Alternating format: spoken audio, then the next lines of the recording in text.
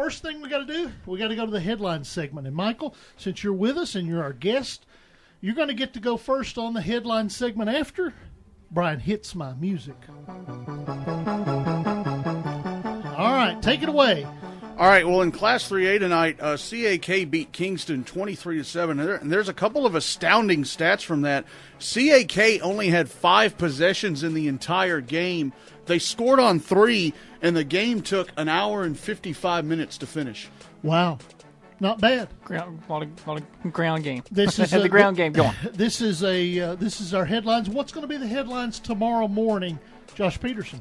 Giles County continues to roll on 47-7, so nothing too close. But as good as they've been, they're 12-0 for the first time in school history. They've not reached that point.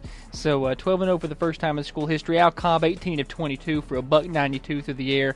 4 touchdowns, just another night at the office for him. And they blocked 3 kicks. I mentioned that earlier in the scoreboard.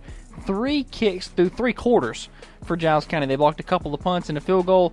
And I mentioned this too, the 4th time in the last 7 years under Coach O'Connor that Giles County has reached the state quarterfinals. Creed Hayes, all-time leading rusher at Livingston Academy. As Coach Bruce Lamb was on the show earlier tonight, he let us know Creed Hayes, all-time leading rusher at Livingston Academy. That'll be a headline for tomorrow. Jalen Hurd. Is that what you were trying to say? No, I was going for Reeves Maben. Oh, okay. I can't read my handwriting. I know the name, but it's just another night at the office for him too. 338 on the ground, 4 touchdowns, and a passing touchdown. Oh, wow! Well. So trick plays for North. Yeah, I know. You got one? Well, we did the first matchup between Siegel and Blackman in week 2, and Siegel was all over them right from the start and beat them 42-7.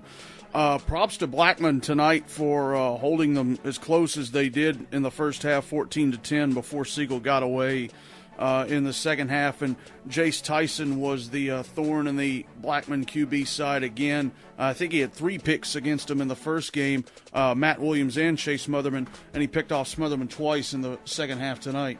All right, Al Cobb. It wouldn't be a headline segment without an Al Cobb mention. 4 touchdown passes for the Giles County quarterback tonight. He continues, I think, let me check my math right here. It's in the water down there. Yeah, quarterbacks, man. Yeah, let me check my math. 4 touchdowns tonight. He has 743 for the season, I think, if my math is correct. Nice. Moore County's perfect season comes to an end tonight. And a tough one with the Eagleville. I mean, I thought they were going to continue to roll, but 19-16, and, of course, you heard the controversy earlier. I'm sure this will be talked about quite a bit. A passing touchdown for Moore County that seemingly would have been the game winner at the end. Penalty on the play for an ineligible receiver downfield, from what we heard. Had the quarterback scrambling around, and the linemen don't like to stay still for that long. Somebody got a little far downfield, and Eagleville gets the win at Moore County, 19-16 tonight. You got another one? Riverdale, with the ridiculous way that Quad 2 was set up, has to go all the way down basically near the Tennessee-North Carolina line, and clobbers McMinn County 31-6 to get a game in their hometown against Siegel next week, which should be another really good one between those two. Yeah, and Riverdale's a 6th seed. They and Tennessee High are the lowest seeds still alive in the playoff, both at 6 seeds on the season. We had like 7 6 seeds won the week before. Is that what we had? 7 or 8? I remember. Yeah, something like that. About that. All right, here's what's going to be a headline next tomorrow morning.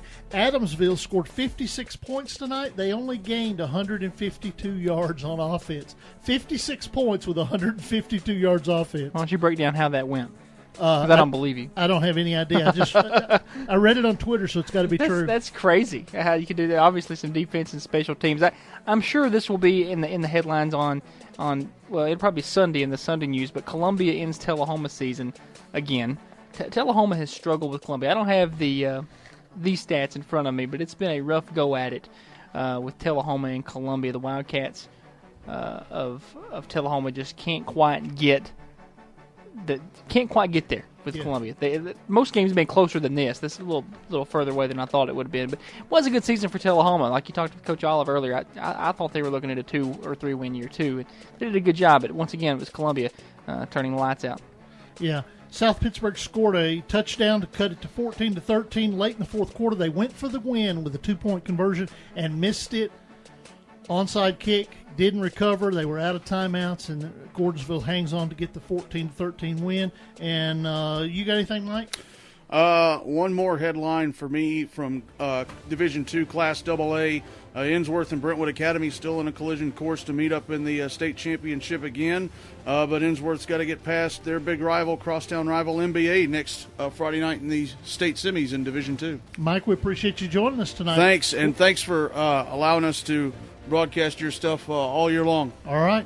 That's going to do it for us. We will be back next week for the final edition of Friday Night Thunder for the year. For Brian Markham, Rob Clutter, Josh Peterson, Mike Hackney, Danny Catalano, I'm Dennis Weaver. Thanking you for listening to Friday Night Thunder.